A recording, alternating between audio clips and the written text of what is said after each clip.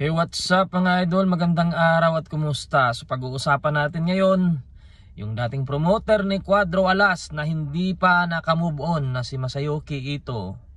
Kahit sabihin na natin na opinion niya yon, pero ang dating kasi doon, kasi dati siyang promoter ni Cuadro Alas, kung magko-comment siya ng ganun dahil wala na si Alas sa kanya, nasabihin niyang mahina si Alas doon, walang lakas, ganito, ganyan. Marami siyang sinasabi at marami pa siyang sinasabi na hindi na balita ayon sa mga kaibigan natin na nakabase sa Japan na ito daw si Masayoki Ito talaga parang hindi pa nakamove on kay Cuadro Alas at bitter pa ito kay Cuadro Alas.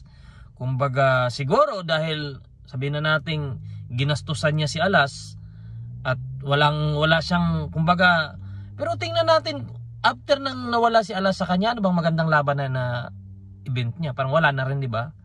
So kung ano man yung dumaan si Alas sa kanya, tingin ko may kasalanan din siya doon.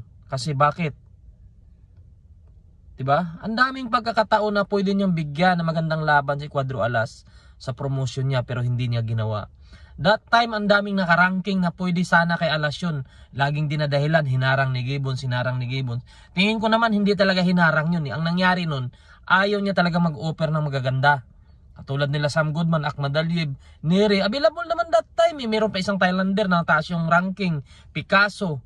O bakit hindi man lang niya naikasa yun? Kung talagang gusto niya o may plano siya kay Cuadro Alas na maging world champion sa poder niya. Di ba? Kumbaga, ayaw niyang gumastos o ayaw niyang o baka meron din siyang sinusunod na amo or something na hindi siya makapagdesisyon sa sarili niya.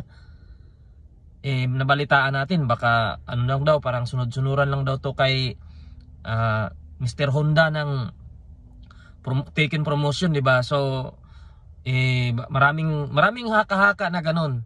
Pero mga idol, no, sa mga komento niya yan, although kahit ano sariling opinion niya, pero pangit kasi tingnan kasi dati niyang hawak, magko-comment siya ng ganyan. Dati naman hindi siya nagko-comment ng ganyan na si Cuadro Alas na sa poder pa niya. So makikita natin na si Masayoki Ito parang hindi pa talaga siya nakamove on kay Cuadro Alas. So para sa akin, kasalanan niya yun. Bakit hindi niya binigyan ng laban si Cuadro Alas after ng kontrata nila? Ayaw niya.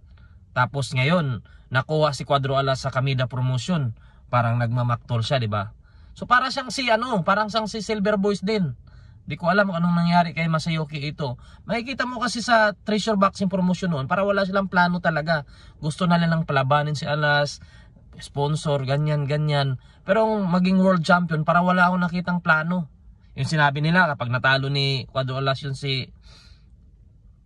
yung nakalaban yung tabla, nakalimutan ko yung pangalan ng mga idol. Ng tabla na hidbat. Comment down below na lang, nakalimutan ko. 'Di ba?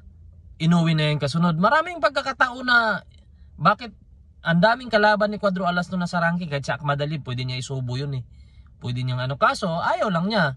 Ayaw niya siguro magbayad ng malaki. Pero ngayon, nagdadaldal siya, nagkukomento siya na hindi naman kailangan, kumbaga para dati niyang hawak tapos magkukomento siya ng puro negative kay Cuadro Alas. Kahit sabihin natin opinion niya yun. Kaya tingin ko dito si Masayoki Ito, nung pumirma si Cuadro Alas kay Kamida, tingin ko na sasaktan yung ego niya, di ba? Kasi di natin alam, baka sa pagpasok ni Alas sa Kamida, doon siya mag-world champion pa sa 126.